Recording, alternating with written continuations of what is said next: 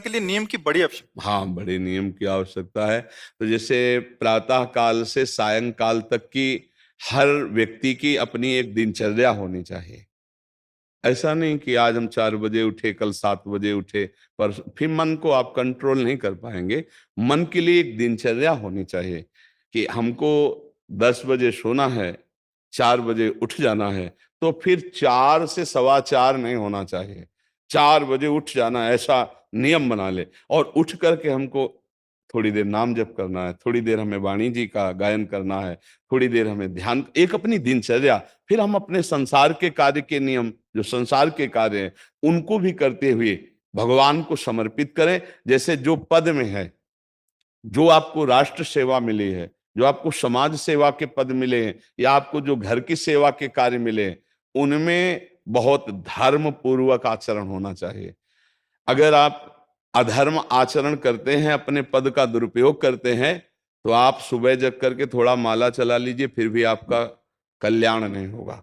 क्योंकि आप अपने पद का, अपने सेवा का दुरुपयोग कर रहे हैं। जैसे हम जानते हैं कि अधर्माचरण है, ये अधर्मी है, हमें पता है दोषी है, और वो हमको कुछ धन दे देता है, और हम उसको मुक्त करवाने की बात सोचते हैं, और जो निर्दोष है उसको फंसा देते हैं। अब तुम चाहे जितना माला चलाने की कोशिश करो या दान पुण्य करो, वो तुम्हारा अधर्म आचरण, वो अधर्म का धन तुम्हें सतमार्ग में नहीं जाने देगा।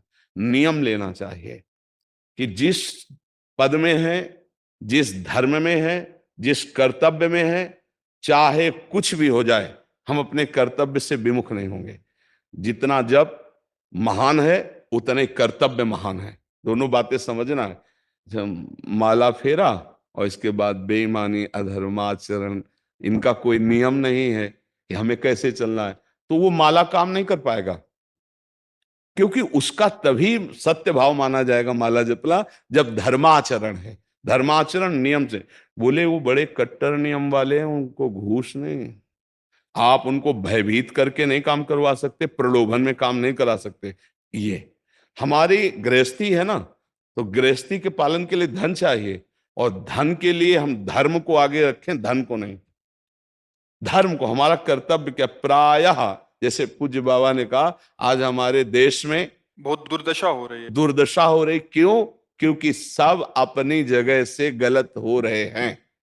अगर अपनी जगह हम ठीक रहे तो हमारी दुर्दशा नहीं होगी। हमारा भजन कम होगा, लेकिन हम धर्म से चल रहे हैं तो हम विजयी होंगे।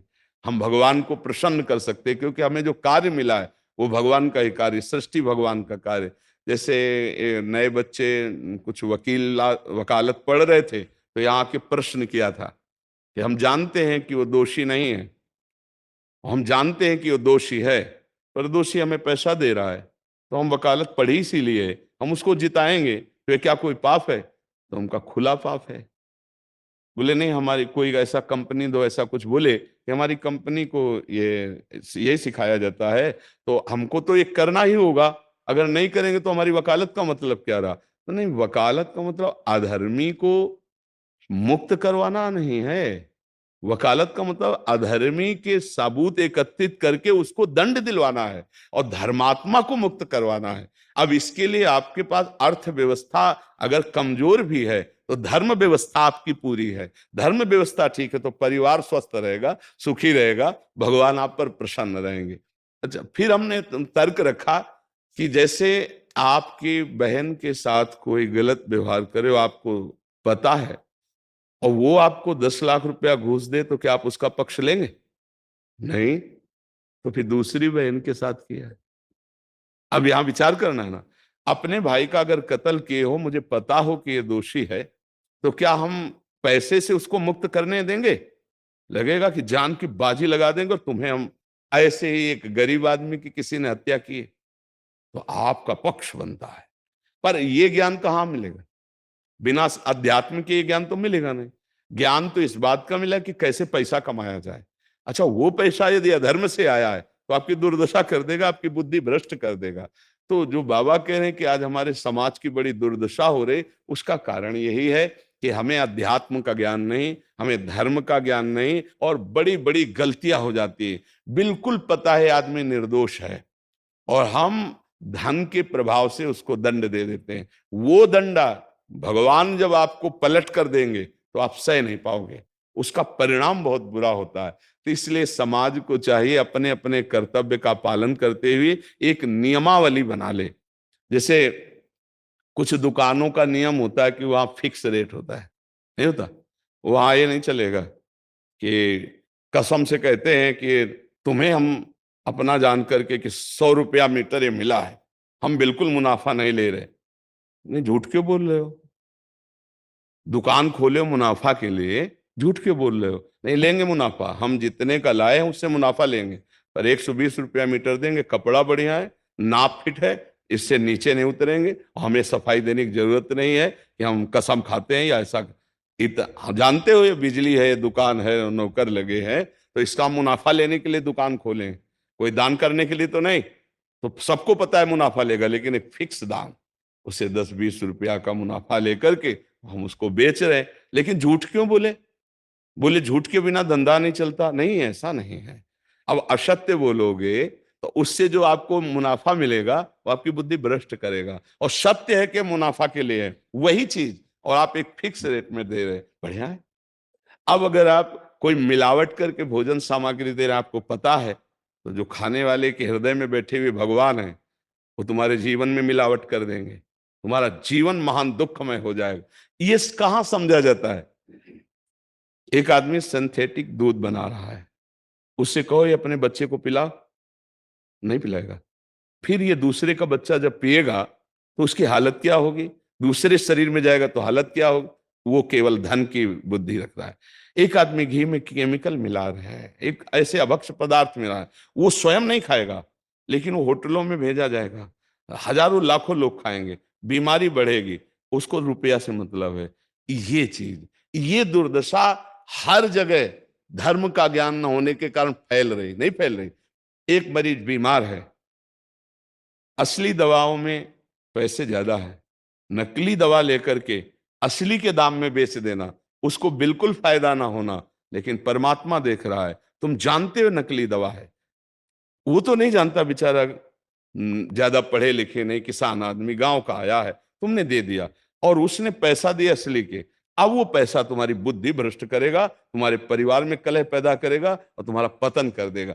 ऐसे हर डिपार्टमेंट में, हर विषय में यदि हम अपने धर्म से चले, अपने सत्य से चले और थोड़ा भी भजन होगा, वो आपको उत्तम गति प्रदान करेगा। पर ऐसा कहां समझ में आ रहा? अध्यात्म के बिना भला ऐसा समझ में आएगा? तो इसीलिए कह रहे हैं हमारे देश की दुर्दशा हो रही। पूर्वजों में पहले ये था कि हमारा धर्म नहीं जाना चाहिए चाहे प्राण चले जाएं, हमारा चरित्र नहीं जाना चाहिए चाहे सर्वस्व नष्ट हो जाए। आज इसकी कोई परवाह नहीं, तो उसी से बुद्धि भ्रष्ट हो जाती है, जीवन एक पशुवत आचरण वाला हो जाता है, और वो अपने को बड़ा सुखी समझने लगते हैं कि हमारे पास बड़ा वैभव है। लेकिन प्यारे, उस दिन को याद करो जिस दिन तुम्हारा आखिरी समय होगा, ना तुम्हारा फार्म हाउस जाएगा, ना महल तुम्हारा जाएगा, ना बैंक बैलेंस जाएगा, ना कोई व्यक्ति, और ना ये शरीर। अब तुम्हारे कर्म तुमको भोगवाएंगे। उस समय की कौन याद करता है? अगर उस समय की याद हो तो भय लग जाए कि नहीं नहीं, पाप नहीं करूंगा, क्योंकि जाना है यहां से। अच्छा, कब जाना कुछ पता नहीं, किसी भी समय ट्रांसफर हो सकता है इस शरीर से। तो हमें लगता है कि महापुरुषों के जो वचन है कि हमें एक नियम से जीवन जीना चाहिए, धर्म पूर्वक जीवन जीना चाहिए, अपने कर्तव्य का पालन करना चाहिए। जो हमारे लिए कर्तव्य, आज प्रायः धन प्रधान बुद्धि होने के कारण कर्तव्य स्वाहा हो रहा है। एक विद्यालय में विद्यार्थी के लिए जो गुरु पद में बैठा है, उसका क्या कर्तव्य है? वो अपने कर्तव्य को भूला हुआ है। भला छोटे छोटे विद्यार्थियों को, जिनकी नींव पूरे राष्ट्र सेवा में, समाज सेवा में ये बन सकते हैं, अगर उनको हम सही शिक्षा नहीं दी तो उनका पूरा जीवन बर्बाद हो जाएगा। अगर उनको हम गलत सपोर्ट कर दिए तो उनका पूरा जीवन बर्बाद, क्योंकि नया जीवन है। और जगह जगह अपने अपने कर्तव्यों का यदि पालन किया जाए तो पूरा समाज सुखी हो जाए। लेकिन कर्तव्यहीनता आ रही, कोई अपने कर्तव्य को नहीं समझ रहा है। तो यही बात महापुरुष जनों को दुख लगता है कि अगर सब अपने कर्तव्य का पालन करें, धर्म का पालन करें, भगवान का नाम जप करें तो सब सुखी हो जाए। सुख सब चाहते हैं और आचरण दुख वाले करते हैं, इसीलिए सुख नहीं मिल रहा है, परिणाम में हमें दुख मिल रहा है। सच्ची मानना, वो रुपया पूरे परिवार में अशांति पैदा कर देगा। और धर्म पूर्वक 100 रुपया लाओगे और 4-5 परिवार के बैठ के नमक रोटी खाओगे, आनंद से सोओगे, बड़ा प्यार रहेगा, भगवान की कृपा रहेगी। पर ये बात समझ में नहीं आती है। तो ये वृत्ति अगर छोड़ी ना जाएगी तो कुछ भी कर लो, कहीं भी दान पुण्य कर लो, लाभ नहीं मिलेगा। अगर दान देने की बात कही गई है तो धर्म पूर्वक कमाए हुए धन से। अगर आप मेहनत से कमाए हो ना, 10 रुपया दे दोगे ना, तो 10 रुपये का वो आटा लाके अगर 2 रोटी खाएगा तो खूब वजन होगा। वो आप 1 लाख रुपया बेईमानी कर रख दोगे ना, तो बैठे बैठे वो गंदा ही सोचेगा, भजन नहीं होगा। उसका गंदा सोचना और आपका गंदा करना, दोनों मिल करके उसके कारण भी तो आप बने ना, तो आपका ही पतन हो जाएगा। उसको तो भगवान बचा लेंगे क्योंकि भगवान की शरण में है। तो मुझे लगता है अधर्म के धन से कभी किसी को लाभ नहीं मिलता। तो अपने कर्तव्य का पालन करते हुए यदि नाम जप किया जाए तो बहुत जल्दी हमको लाभ प्राप्त हो जाए। बहुत सुंदर, मतलब ये चर्चा होती है, अगर आप लोग इसको धारण कर लें तो निहाल हो जाएंगे। सच्ची कह रहे, ये जो बातें हैं ये बहुत सुंदर जीवन को पुष्ट करने वाली हैं, पर आप धारण कर लें तो बात है। नहीं नहीं तो जैसे लाभ दिखाई दे रहा 50,000, तो ये बातें भूल जाओगे, ये बातें अच्छी नहीं लगेंगी।